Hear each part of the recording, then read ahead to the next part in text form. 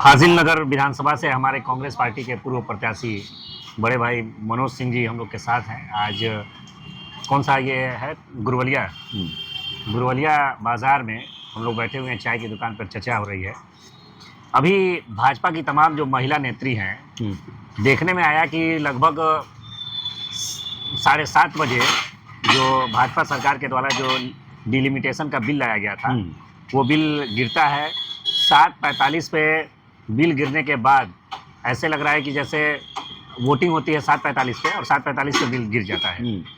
8 बजे तक सबको पता चल जाता है कि ये बिल यहाँ पे गिर गया और 8 बजे ही भाजपा की जो महिला नेताएं थी, महिला नेत्री जो थी, वो सारे लोग कार्ड वोर्ड लेके सदन के बाहर निकल के पूरा ऐसा लग रहा था जैसे बीजेपी को पहले से मालूम था कि ये बिल हमको गिराना है और क्या क्या ये करना है। इस पर क्या, इस पूरे घटनाक्रम को आप कैसे देख रहे हैं कि बीजेपी इसमें क्या कर रही है?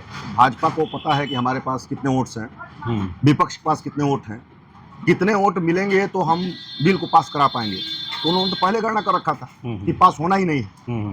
तो उनकी पहले से फुल तैयारी थी, पूरा अपना कार्डबोर्ड बना के कि जैसे वहाँ पे बिल पास नहीं होगा बाहर हल्ला करना शुरू कर देना है। चूँकि जो अभी टेलीविज़न के माध्यम से और जो उनके नेताओं के माध्यम से प्रदर्शन किया जा रहा है, उसमें प्रदर्शन किस बात के लिए हो रहा है, मैं आपसे जानना चाहता हूँ कि किस बात का प्रदर्शन हो रहा है। देखिए, जो प्रदर्शन बेवकूफ़ बनाने के लिए हो रहा है, प्रदर्शन बेवकूफ़ बनाने का प्रकरण यह है, इनका कहना यह है कि कांग्रेस और तमाम विपक्षी नेता ये महिलाओं के विरोधी है, क्योंकि महिला आरक्षण कानून जो है इन लोगों ने पास नहीं होने दिया। 23 में जो पास हुआ वो क्या था? अब आपको लेकर चलते हैं अहमदाबाद। प्रधानमंत्री नरेंद्र मोदी अहमदाबाद पहुंच गए हैं। महिला आरक्षण बिल पास होने के बाद पीएम मोदी पहली बार अहमदाबाद पहुंचे हैं 2 दिनों का, जिसके लिए बाकायदा मोदी जी ने सड़क पे जुलूस निकाला था। हाँ, तो ये जो 23 में बिल पास हुआ वो किस बात का बिल था? जो कानून बन गया है, राष्ट्रपति महोदय का उस पर हस्ताक्षर हो गया है, वो लागू होने के लिए बिल्कुल रेडी है, तो वो आखिर कौन सा बिल था? वो बिल, उस बिल में तो सबने समर्थन दिया था, कांग्रेस ने भी। वही मैं कह रहा हूँ, वो बिल तो सब सहमति से पास हुआ। तो आखिर 2023 में पास हुआ बिल वो कौन सा बिल था, कौन सा कानून बना? महिला रिजर्वेशन का बिल तो वही था असली में, लेकिन 35% महिलाओं को आरक्षण देने का जो बिल पास हुआ वो 2023 में पास हुआ, वो कानून बन चुका है। अभी जो जिसके लिए हु हल्ला हो रहा है, ये दरअसल नए परिसीमन के लिए हो रहा था। नए परिसीमन में हम चुनाव करेंगे। तो जो विपक्ष कह रहा है कि जो वर्तमान में सीटें हैं उसमें 35% दे दीजिए उसको, जो वर्तमान में 543 सीट। बिल्कुल। और अगर आप डिलिमिटेशन कराना चाहते हैं, संख्या बढ़ाना चाहते हैं, तो जो जनगणना होनी है उस जनगणना के आधार पर, जो जातिगत जनगणना होनी है उसके आधार पर, जो 2026 में होना है जी, तो जो सीटें आएंगी उसमें 35% दे दीजिएगा।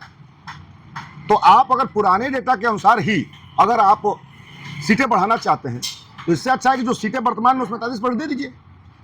अभी एक रिपोर्ट जारी हुआ है, उस रिपोर्ट में 16% इन लोगों ने महिलाओं को टिकट दिया, भाजपा ने, पूरे 543 सीटों जी। तो 16% दे रहे, आपको कौन रोका था? 35% आपको दे देना चाहिए था। जबकि कांग्रेस ने अगर देखा जाए तो उत्तर प्रदेश में जब हम लोग चुनाव लड़ रहे थे 22 में, तो 40% सीटों का अनाउंसमेंट सीधे कर दिया गया महिलाओं के लिए। उन्होंने दिया भी, चलाया भी।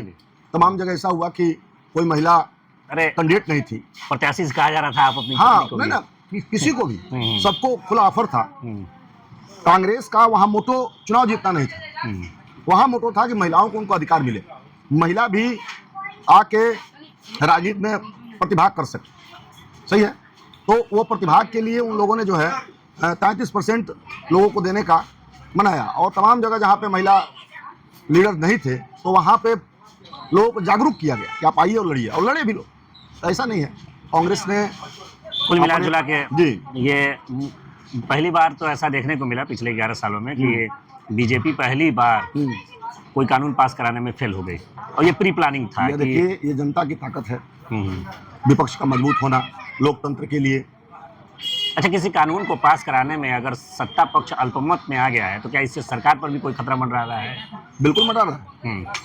जहाँ एक छत्र राज था, जहाँ तानाशाहियत थी, जहाँ मन मर्जी थी, वहाँ आज जनता का भी पुट हो रहा है, जनता के विचारों का पुट हो रहा है, समाज के उन हर वर्गों का समायोजन दिखाई दे रहा है। विपक्ष मजबूती के साथ वहाँ खड़ा है, और आने वाले समय में ये सरकार अल्पमत की तरफ जा सकती है, गिर सकती है, क्योंकि ये गठबंधन की सरकार है और जो अभी व्यवस्था चल रही है उसमें कहीं ना कहीं उन लोगों का भी मोरल डाउन हो रहा है, जो लोगों ने उनको समर्थन देकर सरकार बनाया है। तो निश्चित तौर से आने वाले समय में ऐसा हो सकता है। कुल मिला जुलाकर ये अपनी पूरी नाकामी को छुपाने के लिए महिलाओं के आरक्षण के पीछे छुपने की कोशिश कर रहे हैं। बिल्कुल राइट बात और है। खास तौर पे उसमें भी झूठा प्रोपगंडा लोगों के दिमाग में भर रहे हैं। बिल्कुल झूठ कि है। महिला आरक्षण भी है। लेकिन एक बात जान लीजिएगा, जनता समझदार है, पढ़ी लिखी है, होशियार है। वो चाहे भाजपा का ही कैडर क्यों ना हो, कार्यकर्ता क्यों ना हो, वो भी जानता है कि 2023 में ये बिल पास हो चुका है, कानून बन चुका है। तो फिर आखिर ये जो रोने धोने का काम चल रहा है, ये रोने धोने का काम लोगों को गुमराह करने के लिए हो रहा है।